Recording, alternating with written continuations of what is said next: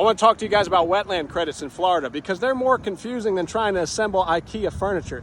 Basically, Florida Department of Environmental Protection is nothing more than a permitting agency.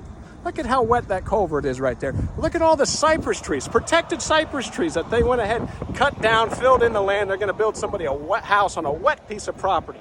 If you cut down a pine tree in Hillsborough County without a permit, they will come after you. But if you buy yourself some wetland credits as a developer, well, you could go ahead and develop on land that is unsuitable. And then they'll sell it to unsuspecting people, and those unsuspecting people will get flooded out, and our local officials will go, we don't know what happened. Welcome to my hometown of Odessa, Florida, northwest Hillsborough County. We're off of Lutz Lake Fern right now. Notice how wet it is here with all of the cypress trees. So what do the developers do? Oh, we go ahead and call it Cypress Bridge Drive. Now, this is the subdivision of Terramore. I hope I said that right. I don't know, I can't hardly pronounce it. Look at all the cypress trees here. The Suncoast Parkway is right here. Couldn't get access to the cow pasture to develop the land. So what did the developer do? Well, he went to Ken Hagen. He bought himself some wetland credits, and boy, he got to tear out as many cypress trees as he wanted to go ahead and develop this here swampland. The whole entrance is nothing more than a bayhead. We're supposed to be protecting our wetlands, right? All the folks down there in Manatee County and everybody that got flooded out, and the officials are like, we don't know what happened. We don't know what happened. You allowed stuff like this. Look, bayheads here, bayheads here. Bayheads are recharge points for the aquifer. Right now, I'm in the entrance of a subdivision, and if you can tell, I'm in the middle of a bayhead. This is what they built on down there in Manatee, land that they shouldn't have built on. My hometown of Odessa, Florida has been completely destroyed because of Ken Hagen.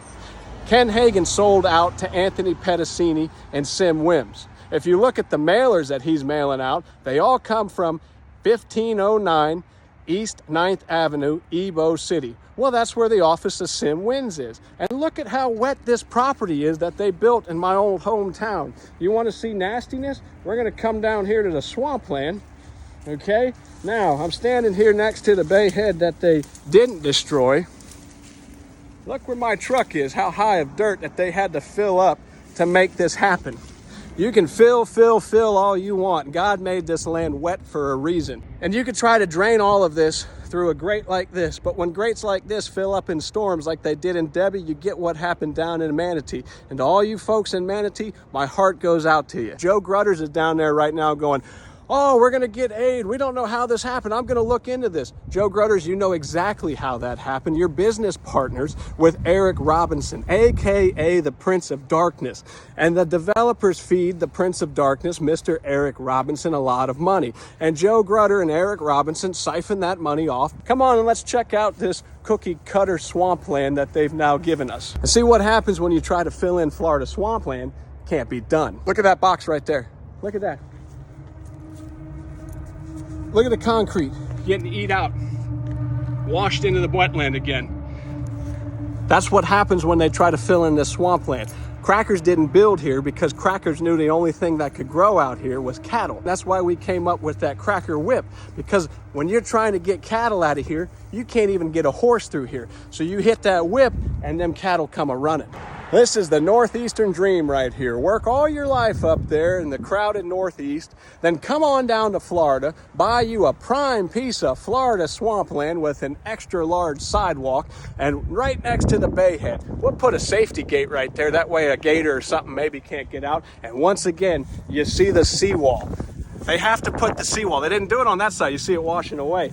We'll put a seawall there and that'll fix everything. That'll hold that dirt. Boy, Ken Hagen, it's a shame the way you destroyed my precious Odessa. If I was a voter in Odessa, Florida, I'd vote Melissa Norbeck. She's the only one trying to preserve your way of life in this district. And since we're talking about voters in this district, let's go ahead and talk about Nadia Combs. Nadia Combs voted for that horrible land deal in Plant City, Florida. Layla Collins is bought and paid for too. If I was a voter in this district of my hometown, I'd vote for Julie McGill. She's the only one besides me asking why Von Ayers makes $330,000 a year.